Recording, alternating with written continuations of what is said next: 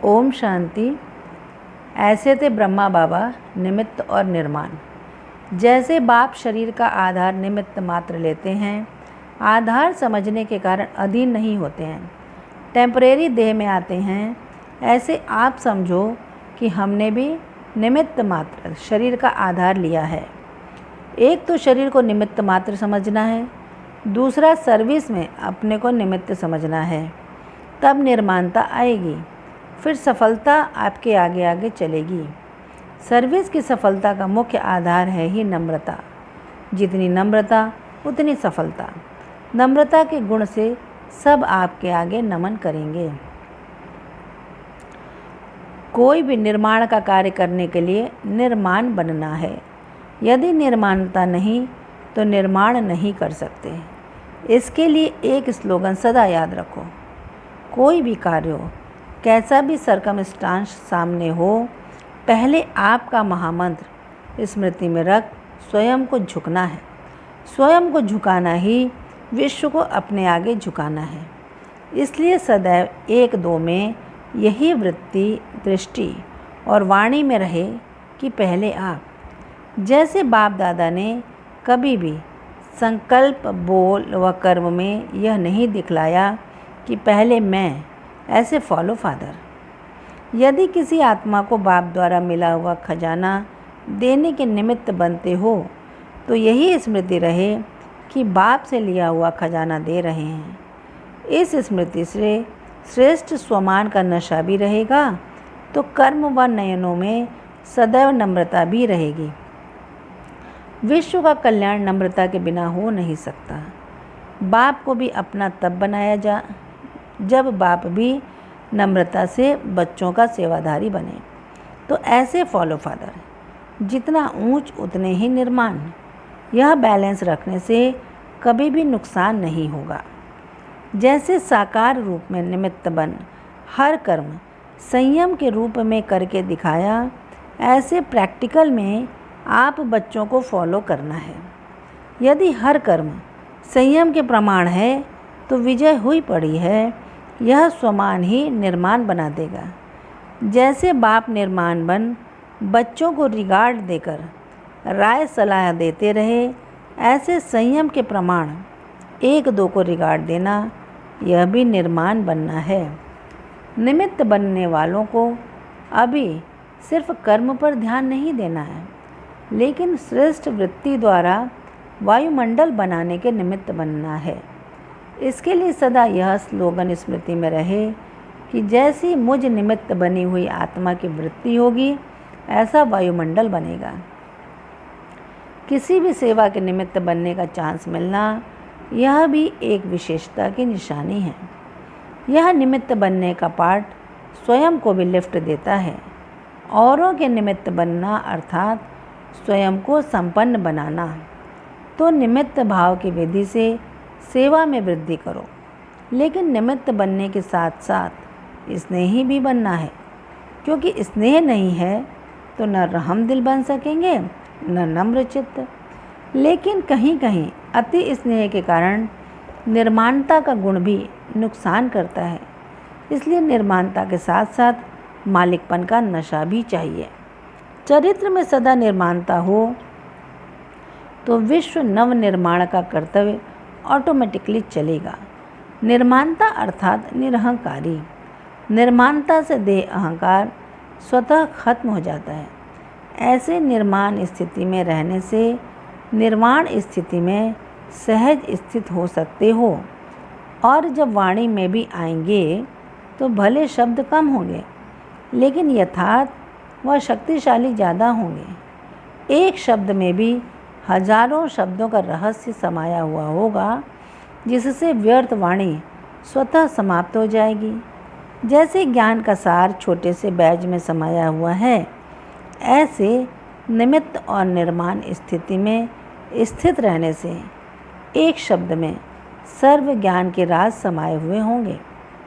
ऐसे निमित्त बनो जो आपको देखकर अनेकों का उमंग उत्साह स्वतः बढ़ता रहे। सिर्फ यही स्मृति रहे कि मैं मास्टर विश्व निर्माता हूँ। इसी स्मृति से हर संकल्प व कर्म करने से निर्माणता व सरलता का गुण स्वतः आ जाएगा। विश्व सेवा के लिए कोई भी डायरेक्शन मिले तो एवर रेडी रहो। क्या होगा, कैसे होगा, जो ट्रस्टी व निमित्त होते हैं वह यह कभी नहीं सोचते। निमित्त समझने से मन की स्थिति स्वतः उपराम हो जाएगी। उनका लगाव झुकाव से सहज किनारा हो जाता है। सारे विश्व में कितनी थोड़ी सी कोटों में कोई आत्माएं हैं जिन्हें स्वयं भगवान ने विश्व सेवा के निमित्त बनाया है। यह रूहानी नशा जितना ही ऊंच है उतना ही नम्र बनाता है। देह अभिमान वाले घमंड से, अभिमान से ऊंचा समझते और सच्चे नशे वाले नम्र चित्त बन जाते हैं। अभिमान नम्र चित्त निर्माण बनने नहीं देता। सेवाधारी की विशेषता ही है वह स्वयं सदा झुका हुआ होगा और नम्रता के आधार से सबको अपने आगे झुकाएगा। उनके कर्म में चलते फिरते बोलते रूहानियत दिखाई देगी। ऐसी नम्र चित्त आत्मा ही सुखदाता बन सकती है। जितना निमित्त और निर्माण होकर चलेंगे उतना सेवा में सहज वृद्धि होगी। कभी भी मैंने किया, मैं ही कर सकता हूँ, यह मैंपन का भाव नहीं रखना। यह मैंपन ही सर्विस में रुकती कला आने का आधार है। जब निमित्त के बजाय मैंपन आ जाता है तो सर्विस ढीली हो जाती है। फिर अपनी खुशी व नशा ही गुम हो जाता है। तो कभी भी न स्वयं इस स्मृति से दूर होना और न दूसरों को बाप से वर्षा लेने से वंचित करना। जो दूसरे के आगे निमित्त बनते हैं उन्हें स्वतः ही सब बातों का अटेंशन रहता है। निमित्त सेवाधारी बनना अर्थात फॉलो फादर करना। स्वयं को निमित्त समझने से दो विशेषताएं साकार रूप में दिखाई देंगी। पहला, सदा नम्रता द्वारा निर्माण करते रहेंगे। दूसरा, सदा संतुष्टता का फल खाते और खिलाते रहेंगे। मैं निमित्त हूँ इस स्मृति से न्यारा और बाप का प्यारा अनुभव करेंगे। मैंने किया यह कभी वर्णन नहीं करेंगे। मैं शब्द समाप्त हो जाएगा। निमित्त समझकर चलना ही सेवाधारी की विशेषता है। जैसे बड़े से बड़ा सेवाधारी बाप है, लेकिन उनकी विशेषता ही है जो मालिक होते हुए भी सदा अपने को निमित्त समझा, इसीलिए सबका प्रिय हो गया। तो निमित्त हूँ, न्यारा और प्यारा हूँ, यही स्मृति में रखकर चलो। निमित्त आत्माओं को लोक संग्रह अर्थ यदि किसी भी बात का डायरेक्शन मिलता है तो सदैव जी हाँ जी हाजिर करना चाहिए। यह झुकना व नीचे होना नहीं है, लेकिन ऊंचा जाना है। मानना अर्थात माननीय बनना, बड़ों को मान देना अर्थात स्वमान लेना। इसके लिए अपने मान, शान व पर्सनैलिटी का त्याग कर दो। जैसे ब्रह्मा बाप इतना निर्माण बन सेवाधारी बने जो बच्चों के पांव दबाने के लिए भी तैयार रहे। बच्चे मेरे से आगे हैं, बच्चे मेरे से अच्छा भाषण कर सकते हैं। पहले मैं कभी नहीं कहा, आगे बच्चे, पहले बच्चे, बड़े बच्चे कहा। तो स्वयं को नीचे करना नीचे होना नहीं, ऊंचा जाना है। महानता की निशानी है निर्माणता। जितना निर्माण उतना सबके दिल में महान स्वतः ही बनेंगे। बिना निर्माणता के सर्व के मास्टर सुखदाता बन नहीं सकते। निर्माणता निरहंकारिता सहज बनाती है। निर्माणता का बीज महानता के फल प्राप्त कराता है। निर्माणता सच्चे दिल की दुआएं प्राप्त करने का सहज साधन है। तो वृत्ति, दृष्टि, वाणी, संबंध, संपर्क सब में निर्माणता का गुण धारण करो। साथ साथ जहाँ मैं शब्द यूज़ करते हो वहाँ फ़ौरन अपना ओरिजिनल निराकारी स्वरूप सामने लाओ। यह इस स्वरूप से स्वतः देह भान खत्म हो जाएगा। देह के बंधन से भी मुक्त हो आकारी फरिश्ता बन जाएंगे। जो बच्चे सदा स्वयं को निर्माण चित्त की विशेषता से चलाते हैं वह सहज सफलता प्राप्त करते हैं। यह निर्माणता ही आगे बढ़ने का सहज साधन है। निर्माण बनना ही स्वमान है और सर्व द्वारा मान प्राप्त करने का सहज साधन है। निर्माण बनना झुकना नहीं है, लेकिन सर्व को अपनी विशेषता और प्यार में झुकाना है। निमित्त बनने वालों पर बहुत बड़ी जवाबदारी होती है। जैसे ब्रह्मा बाप निमित्त बने तो उन्हें देखकर कितने ब्राह्मण तैयार हुए। ऐसे आप कोई भी कार्य करते हो तो सदा यह स्मृति रहे कि मैं अनेक आत्माओं के प्रति निमित्त हूँ। जो और जैसे मैं कर्म करूँगा, मुझ निमित्त आत्मा को देख और सब करेंगे।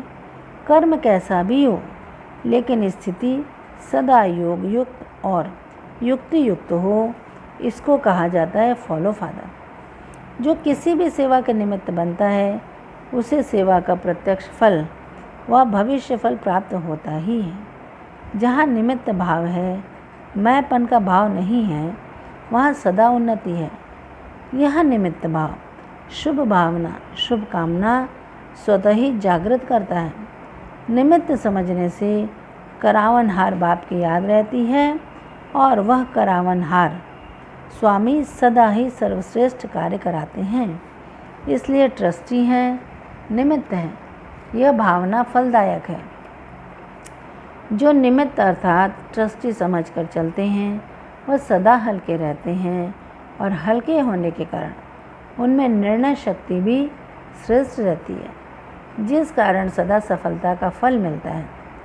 सेवा का जो भी चांस मिलता है, उसमें स्वयं को निमित्त समझ आगे बढ़ते रहो। सदा स्मृति रहे कि हम निमित्त बन आगे बढ़ने और बढ़ाने वाले हैं।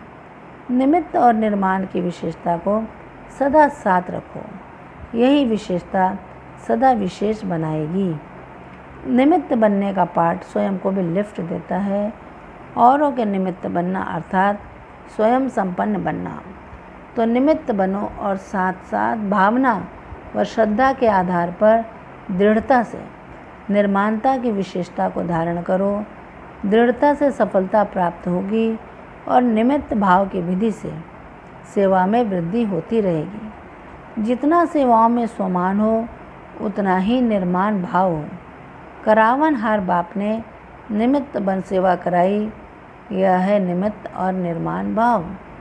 निमित्त बने, सेवा अच्छी हुई, वृद्धि हुई, सफलता स्वरूप बने, यह स्वमान तो अच्छा है, लेकिन सिर्फ स्वमान नहीं, निर्माण भाव का भी बैलेंस हो।